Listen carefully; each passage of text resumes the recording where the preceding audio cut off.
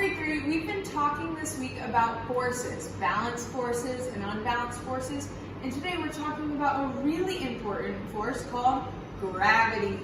And gravity is a force that pulls objects towards Earth's surface. So maybe you've seen gravity when you see astronauts out in space and they're floating around and there's not a lot of gravity, but here on Earth we have gravity, and it is what keeps things from floating away.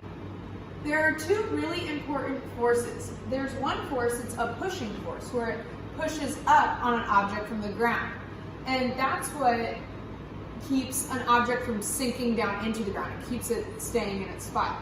There's also the other force that we're talking about today, which is gravity. And that's what keeps things from floating away. It's the force pushing down on objects so they don't disappear and float away.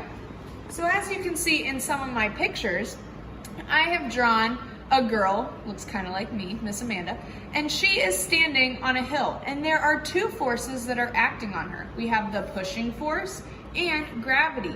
The pushing force is keeping the little Miss Amanda from sinking down, and the gravity is what's keeping little Miss Amanda from floating away into space. And it says the force pushing up from the ground and gravity's force pulling down are the same. It is a balanced force. So in this picture, the forces are the same. There's the same amount of force pushing up, and there's the same amount of force pulling down. So it's a balanced force. Little Miss Amanda isn't going to sink into the ground, and she's not going to float away. So this is a balanced force, and the amount of force is the same. So that's why the arrows are the same size. Now, if you look at my second picture, I have a picture of a balloon, and we know that balloons, when they're filled with air, they float away and they float up into the sky.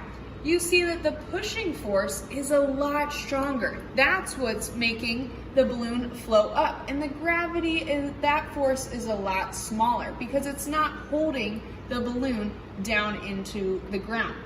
It says the force pushing up from the ground is stronger than gravity's force.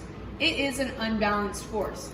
And we know that this is an unbalanced force because the object, the balloon, is moving. It's going somewhere. It's floating up into the air.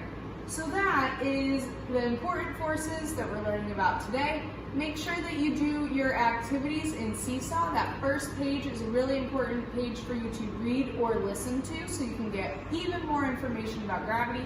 And there's a fun activity for you to do with a little bit of drawing on the next pages. Bye.